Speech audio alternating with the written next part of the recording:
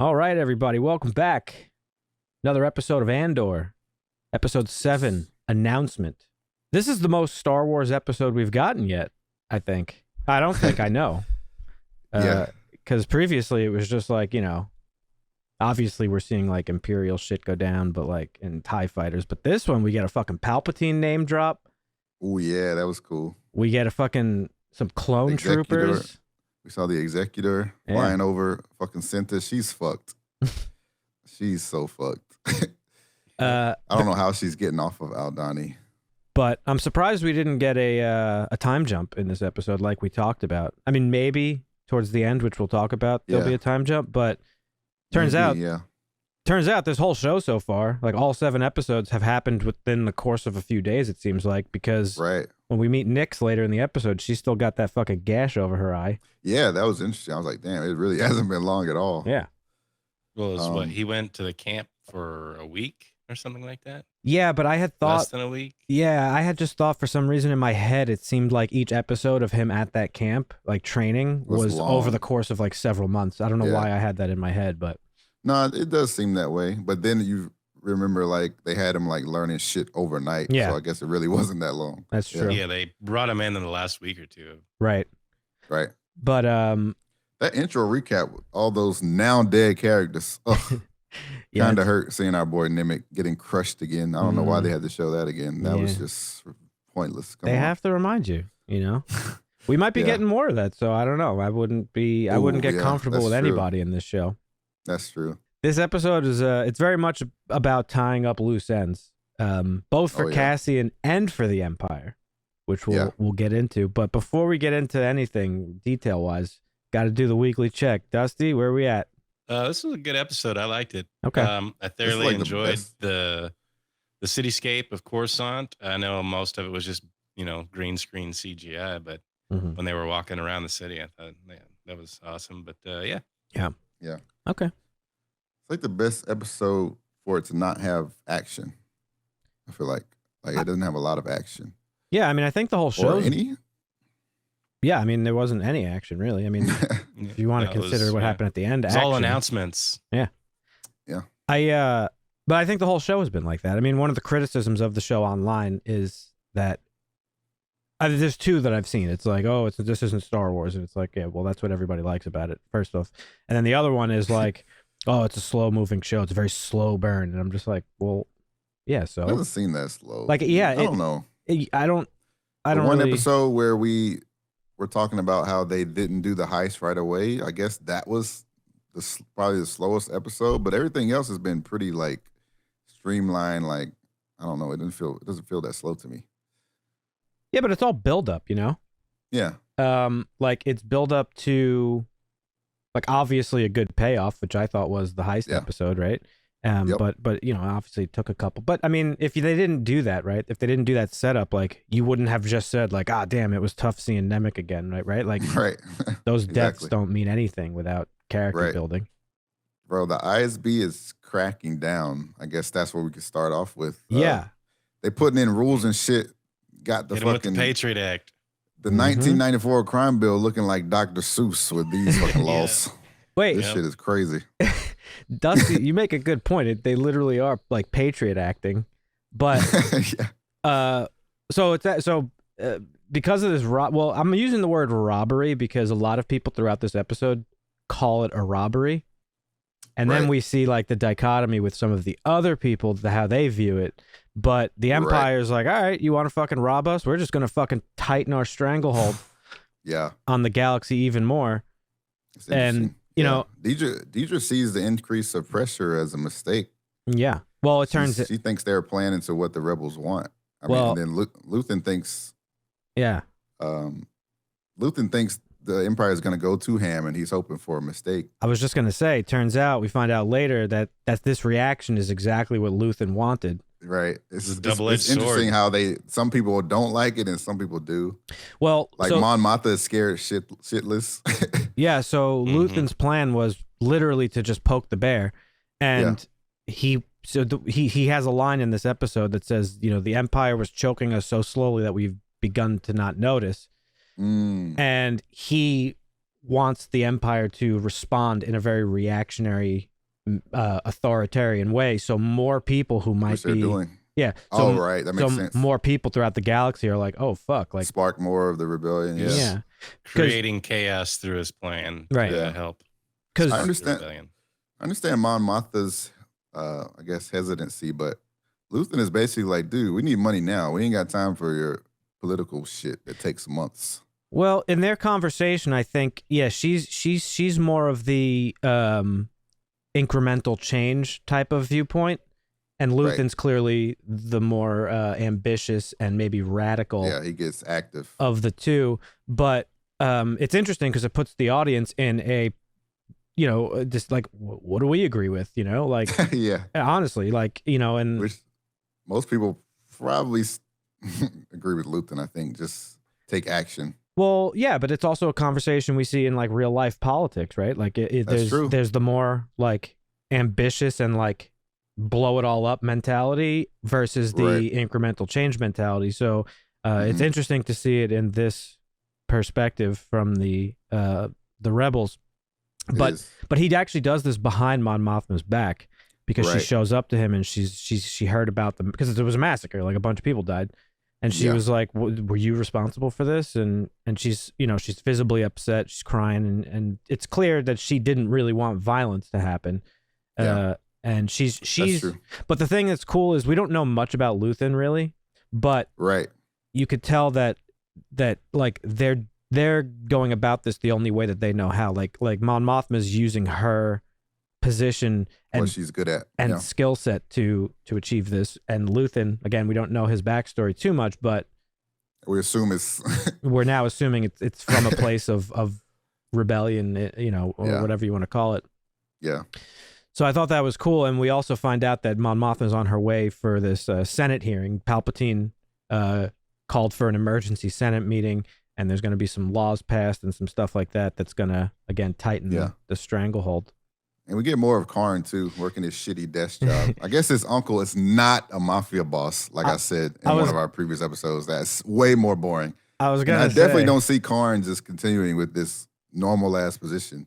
They wouldn't keep showing him if he's just going to be pushing buttons all day. Yeah, that's what I was saying last episode. Like, he's building up to a bigger thing, but it seems like by the end of this episode, this position gives him a little bit more access that he might have been looking for. I got the notion by the end of the episode that he saw on his computer. I don't think there was a confirmation, but it seemed like he saw that Cassian got arrested. Maybe. Because it ended on him just looking at his monitor. You don't really see what he was seeing. But I wrote that in my notes. It's funny that Uncle Harlow's like big family favors to like give him this like boring ass fucking bureaucratic fucking office job. But it is an Imperial job. That's true. So again, it does give him a little access.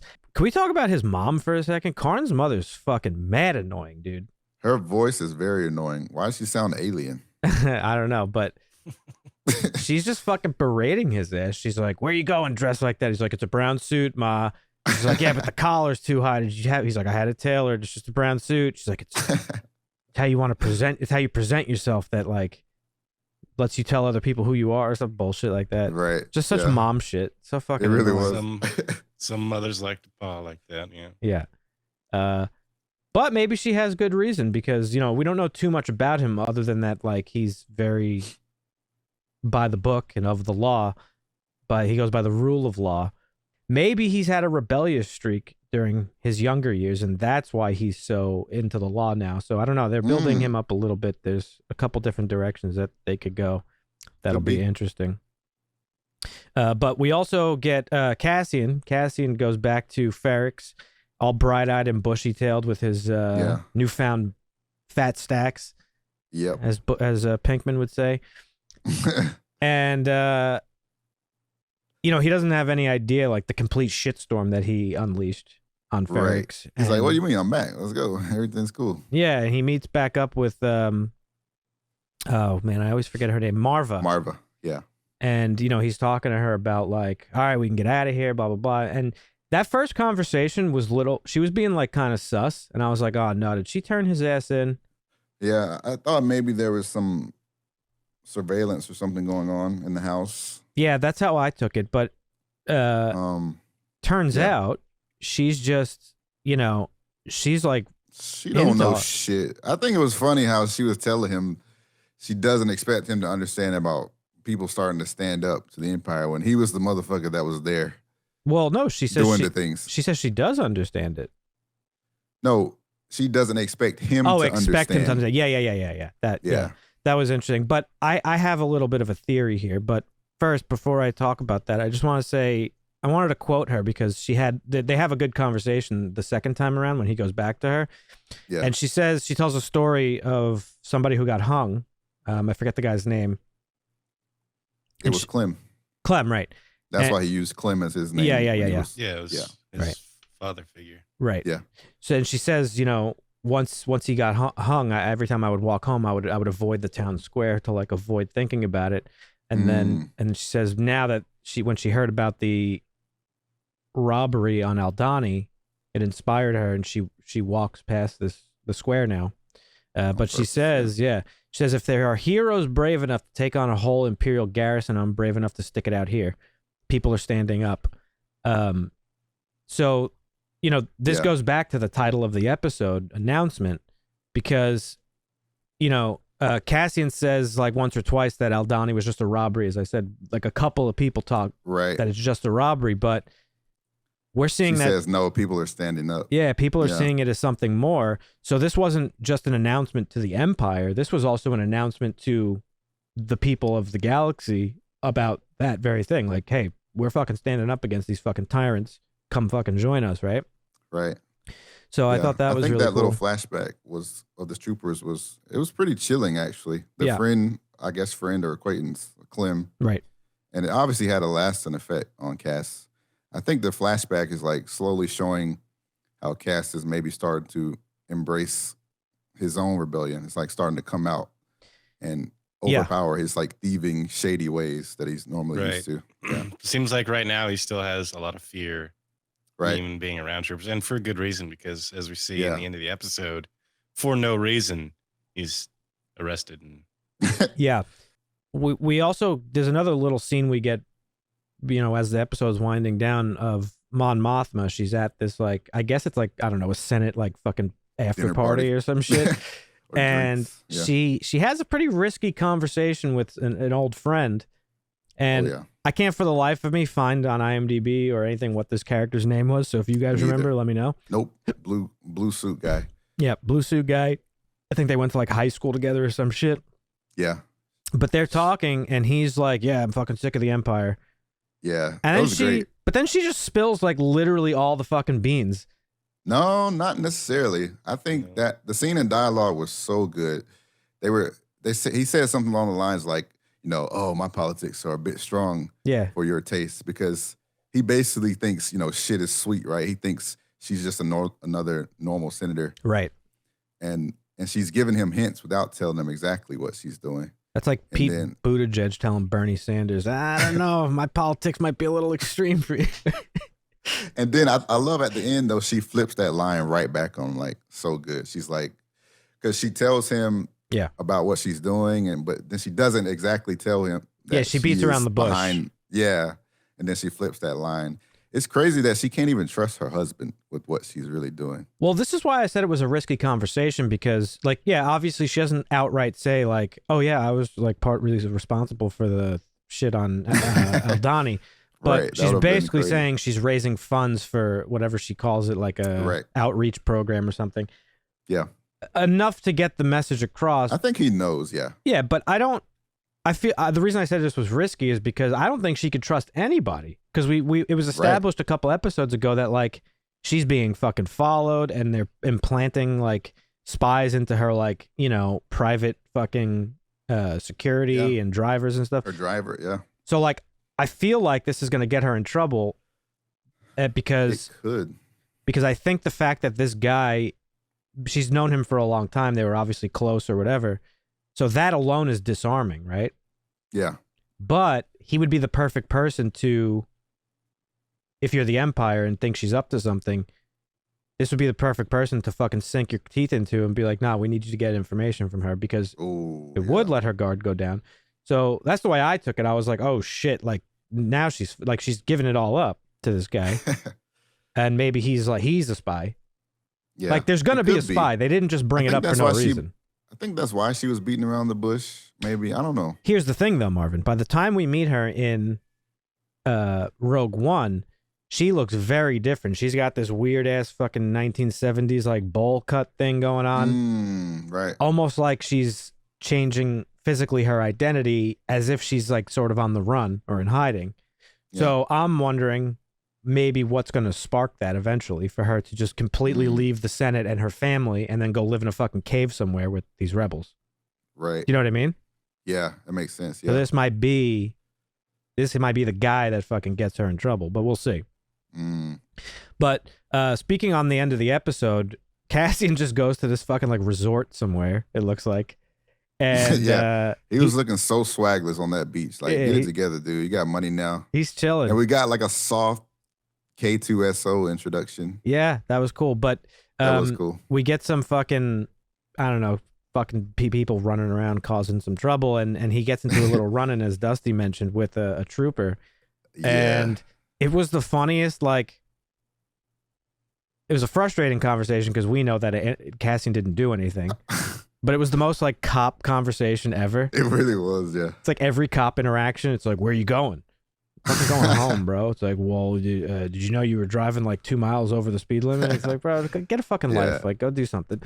So I thought that was pretty really funny. got, like, 6 years for just walking on Yeah, the he gets fucking arrested, and he just Well, it would have been black. 6 months, but the heist caused them to increase the term. So. Right. Yeah. Yep. And that drives the, initial point of the episode home of like, the Empire is just really fucking cracking down on any riffraff. But yeah, we meet K2SO finally, but this is obviously prior to him being reprogrammed. Right. And he fucking pins Cassian up against the wall. That hang thing was funny. He was like, hang? Yeah, hang. And then he starts. So that was a nice little Easter egg. It wasn't, what's his name's voice though from. Right. Yeah. Or maybe it was and they just modulated it, but it didn't sound like him. And before that, we got another ISB meeting. Deidre came in to kill that fucking meeting, dude. She got the hard data, the facts, if you will. And she got what she wanted. The major is receipts. Yeah, the major is beginning to believe, as he should have been doing, and maybe they wouldn't have gotten 80 million or whatever the fuck stolen. But but before I'm feeling really bad for Cass. Like before, we were talking about it a little bit, but Bix says he can't stay. Yeah. Marva says he can't stay. And that she won't go with them, and then tells them that his search for his sister is a fantasy. Like, goddamn, enough is enough. So that brings me to my theory of the week. When Cassian goes to visit Nyx, he's trying to find out how Luthen knew about him, and he's like, he knew everything about me, and she's like, well, I didn't fucking tell him. He's just, to me, he's just like a buyer or whatever, right? Right. And they have this conversation. I'm pretty sure it was Marva because we know from their prior conversation that she always, you don't just like one day wake up and is like, fuck the Empire, right? Like she had this sentiment a long time in her life, probably since the person died. I can't think of his name again. But Clem, yeah. Clem. Was Clem the same guy? I think Clem was the pilot when she went in those flashbacks. Yeah, that she was harvesting stuff with? Yeah, I think so. When she was scavenging? Yeah. Same guy who found Cassian. Yeah. Right. Kid. Yeah, I wasn't sure because they didn't show him that much. So clearly, she's had this anti-imperial sentiment in her for a while. And this was sort of the spark that she needed to stand up and be like, okay, other people are on board. Because, if you think like that, obviously in this landscape that we're in, like you probably feel like you're alone in that type of a sentiment. And we're seeing that a lot of people were kind of just like, yeah, fuck it. Like they're not great, but whatever. I'm just doing my thing. So this robbery is now the spark that she's like, oh fuck, other people are on board. I'm fucking gonna stick it out now and stay around and see what we can come of it. But I have a feeling that she's the one who told Luthen about Cassian, because who else would really know that much about him? It's like, it seems perfectly obvious to me. And that you know, maybe because Cassian was sort of just like a fucking robber and a thief and whatever. So maybe she wanted him to be involved in something that she considered bigger than that, like that he has, like, because she is like a mother figure to him. And she says in this episode, like, there's no one I love more than you, basically, or whatever. And that's an interesting point. Maybe that's why she didn't want him to stay and why she didn't want to go with him, because she thinks he's able to do a lot more. Yeah. And when they were talking about the heist, it kind of seemed like she might have knew that he had something to do with it. So I think her perspective is multi-layered. I think she doesn't want to go because part of her is like, I'm fucking old and like this is where I belong and I could do my fighting from here in whatever capacity. But also, I think you're also right. Is like, no, you're gonna go on to like way bigger and better things. Like, right. And she doesn't want to hold him back, or right. She's not equipped to chase him around. Right. And Nick's, you know, her perspective is just like, you know, I don't think she really knows what he's involved in because he has a troubled past, and she's probably like, you're just up to your old shenanigans. Like, I don't want to be really involved in it. Because she says, you know, dealt with him for a long time. Yeah, he says you'll have to forget about me, and she's like, well, I've done that before, so it's like not that big of a deal. But I do think to me, it was pretty obvious that Marva is the one who had Cassian recruited. I have a theory too about hit me with Cassian it. and his sister. That's the other thing. Real quick before you say that, that was also part of why I thought it was suspicious that she was like, oh, forget looking for your sister. Like what happened on whatever that planet was called isn't your fault. Right. So go ahead. I think his belief that his sister is alive is like his main focus right now. Mm-hmm. So if he does find out that she really is dead, I think that's his really switch. Like if he finds out that she was truly killed by the Empire, that's true. the switch that makes him go, you know, full rebel resistance, full rebel. we still have, I would assume, more to learn about what happened when he was a kid because we don't get much other than that, like, you know, mining thing and like he gets taken, right? Cassian's journey is pretty interesting so far. You know, you got that shit on Ferrix, gets into trouble, gets bailed out. Mm-hmm. Yeah. Pulled into this heist for payment. Right. Gets double crossed. Now, like the people he was in line with are trying to kill him. Yeah. And he's in jail. Like I'm most curious about how does he become more intertwined back in with the rebellion? Like, what's the story going to be that's going to bring them like, hey, you guys want me dead? Like, right. Honestly, you know, going into this show, and I think a lot of the sentiment when this show was announced was like, well, who the fuck cares about this guy? Like, he's just a one-off. He dies, and like that's the end of it. But it really shows like how brilliantly written this show is that you can simultaneously give us this nobody character, really. Like, obviously we know him from, but he wasn't the star of Rogue One, right? Like, what's her name was. So that was her story, really. Right. Jin. This is Cassian's story, and they're simultaneously giving us a super interesting character story of him, whilst simultaneously laying out the events that lead to the buildup of the Alliance and like how the Empire like becomes the Empire that we meet in A New Hope.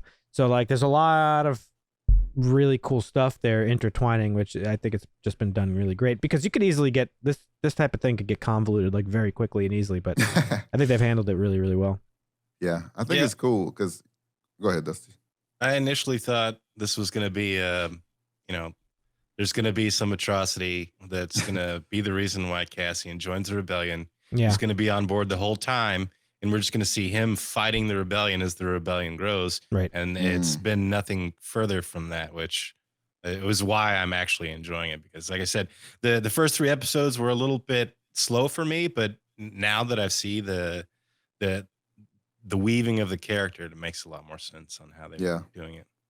Yeah. I think it's super enjoyable because there's always, you watch a movie and there's always a character where you're like, I would like to know more about that guy, or I'd like to know more about that guy. Right. And for them to be able to do it, like you said, without making it too convoluted is great. But yeah, we'll see what happens. Very good show. I think this is probably the best Star Wars content we've gotten in a very long time. Probably since Rogue One, honestly. Because you know how I feel about this new trilogy. Right. So yeah, I'm on board with it. Let us know, folks, in the comments what you think of this episode of Andor, episode 7 announcement. Don't be shy. Let us know what you think about the show as a whole so far. If you have not done so, please consider subscribing to the channel. You can check us out on our website, harshlanguage.tv, and we'll catch you in the next one. See ya. Hasta.